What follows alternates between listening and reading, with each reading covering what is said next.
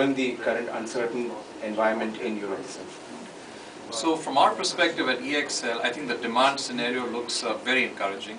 We are seeing renewed strength in a number of our customer segments, industry verticals and geographies. Today, the areas that are strong for us are areas in insurance, areas within transformation, particularly in risk management and in analytics.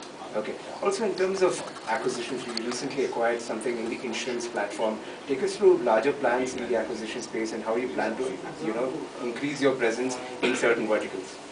So over the last 12 months, EXL has actually acquired 3 different companies, and each company that we have acquired has really been for acquisition of a specific capability. We acquired a back office operation in Central Europe, which was to give us presence in that market. We acquired the back office of American Express Travel, which was to get us into a new industry vertical, which is the travel industry vertical. And recently, we've acquired a life insurance policy administration platform called Life Pro, which was part of PDMA. And that gives us access to a platform as well as access to multiple customers within the insurance industry. Our strategy as far as M&A is concerned is to continue to focus on acquiring specific capability that can complement the existing capability at EXL and make us a much stronger player in certain insurance as well as other industry verticals where we want to specialize. Are you already talking to these companies itself? Are you looking at something in the short term, or is this going to be a more medium term and long term strategy? So at any given point of time, we have somewhere between 6 to 12 companies in our pipeline for M&A, and we are in constant dialogue with some of these companies, trying to see whether we can partner with them, whether we can acquire them, or whether there is some other format of us collaborating with these types of companies. And depending on which particular format makes most amount of sense, we take these conversations forward and execute on them. Okay. Also, in terms of the Europe strategy itself, given your exposure to Europe, take us through what kind of sense that you're picking up on the ground from your clients, given that you have 2 delivery centers in Europe itself. So for us, Europe is about 35% of our business, and we've just created 2 new delivery centers out there. One is in the Czech Republic and the other one is in Romania. When I take a look at the kind of conversations we have with clients in Europe, I think the clients out there are struggling because there is a fair amount of economic slowdown. There is no revenue growth that is taking place, and there is a desperate need for them to cut costs. And yet their employment regulations are such that the ability to move resources is not very easy. So it's a situation which requires a fair amount of work along with these companies, which involves sensitivity, which involves understanding of their business, and doing a transition for them which is in a slow and gradual manner. So I actually think that there is a terrific opportunity in Europe because Europe is still a relatively untapped market. It is a market which is opening up, and I think companies like EXL are well positioned to take advantage of that. Do you see revenues from Europe growing in this year, or will it be at this current level?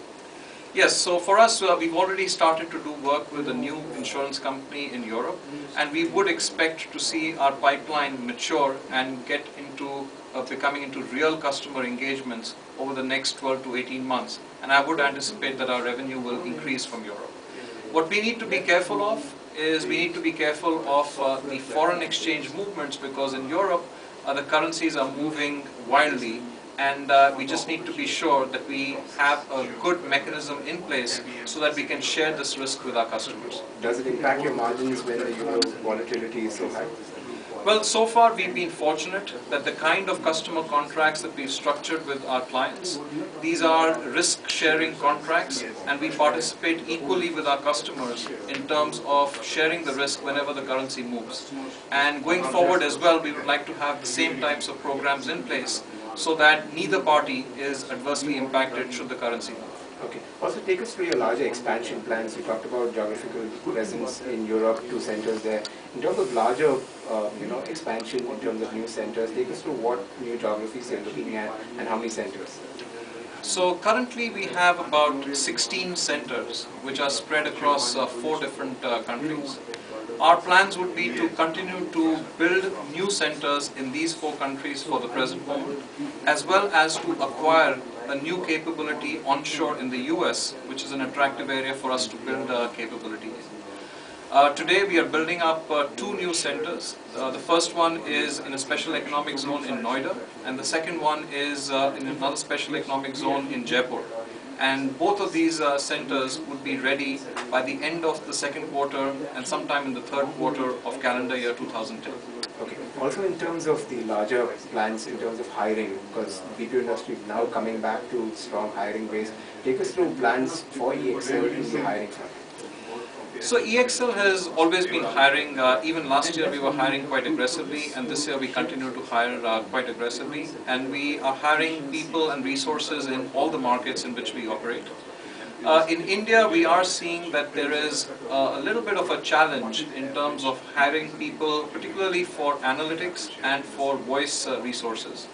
Whereas in other geographies, that challenge is not so significant. And our hiring for back office operations, which is the large part of the business that we do, is actually going on very well and is fully on track. Okay. Can you share your headcount numbers and how do you expect that to grow? Sure. So today we have close to about 12,000 employees, which are spread across the 4 countries where we have service delivery locations and the 2 countries where we have front office operations. We think that over the next year or so, we will continue to add to this headcount. And typically the addition of the headcount that takes place is a little bit less than the revenue growth that takes place in our business. And for calendar year 2010, our revenue growth that we've guided to is going to be close to about 28% growth over the previous year. Okay, so a similar strategy in the hiring front compared to the revenue guidance is what you're saying? Yeah, it would be similar, though it would be slightly less, because typically we get a little bit of a lift in terms of our revenue as compared to the number of resources that we hire. Okay. Also, one final question in terms of the overall environment. We're talking about protectionism, uncertainty in the world. One school of thought talking about more work coming to India, another saying, there won't be any work. What's EXL strategy going to be, because to ensure that work is constant and the deals are coming through? Well, it certainly is an uncertain environment, and there is much more regulation and there is much more talk, particularly from the regulators and from governments in terms of offshoring work. And I think we have to be very, very sensitive to some of the pain which these countries are experiencing, particularly because the unemployment rate in the US and in Europe are very, very high. And therefore, what we have to focus on is how can we truly add value to these countries and these economies and make them competitive in the long run, and not just think about moving jobs away from these countries. And we have to be true partners with these countries and these companies that operate in these geographies so that we can make them robust, competitive, and they have a sustainable growth path going into the future. No concerns on protectionism? Well, I hope not, but you never know given what the conditions are. There could be a wild card out there. I hope not, but you never know. Rohit, thank you so much for talking to us. Thank you for having me.